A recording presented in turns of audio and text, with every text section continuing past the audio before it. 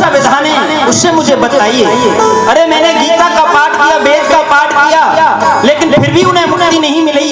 अब इस कलकाल में ऐसा कौन सा विधान है जिसको करने से उन्हें मुक्ति मिलेगी, उनका कल्याण होगा।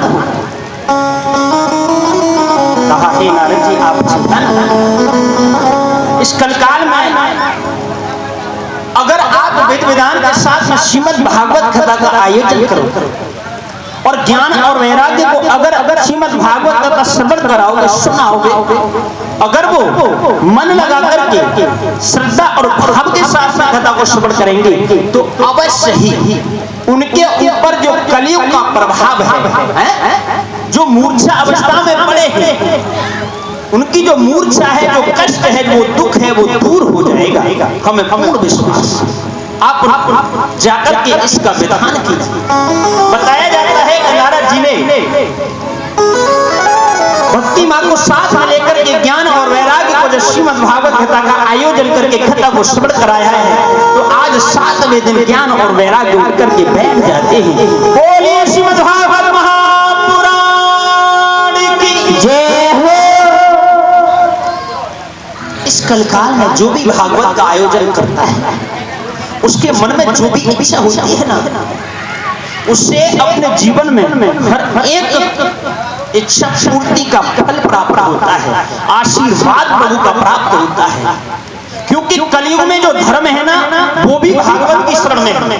इसलिए हमें तुम्हें भी भागवत की शरण में ही आना पड़ेगा, जब ये हमारे तुम्हारे जीवन का इस कलकाल में कल्याण होगा। भवरूपी सागर से हम तुम इस भागवत रूपी गंगा में, भागवत रूपी नौका में बैठ करके भवरूपी सागर से पार हो जाएगा। सूत ही कहते हैं शिव।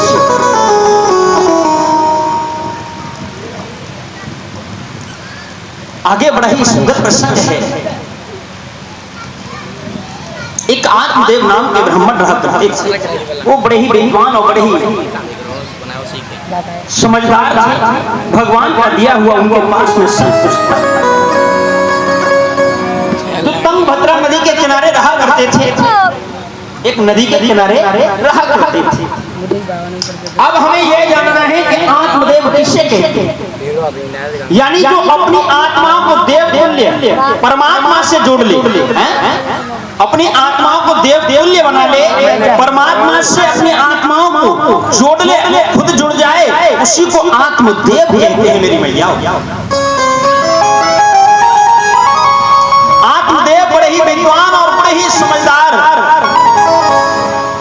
सभी वेदों को जानने वाले, लेकिन भगवान का दिया हुआ सब कुछ था, धन और दौलत, स्त्री आई थी, न था तो कोई पुत्र नहीं था, कोई संतान नहीं थी। इसलिए बड़ी चिंता में रहा करते थे, हे प्रभु आपने मुझे सब कुछ दिया है लेकिन कोई संतान नहीं दी है, मैं कहां जाऊं? बिना संतान के मुझे अब इस दुनिया में रहना अच्छा नहीं लगता।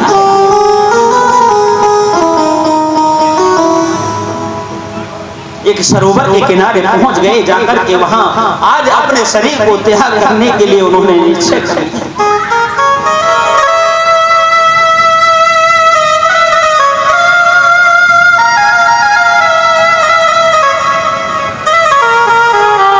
हम अपने जीवन में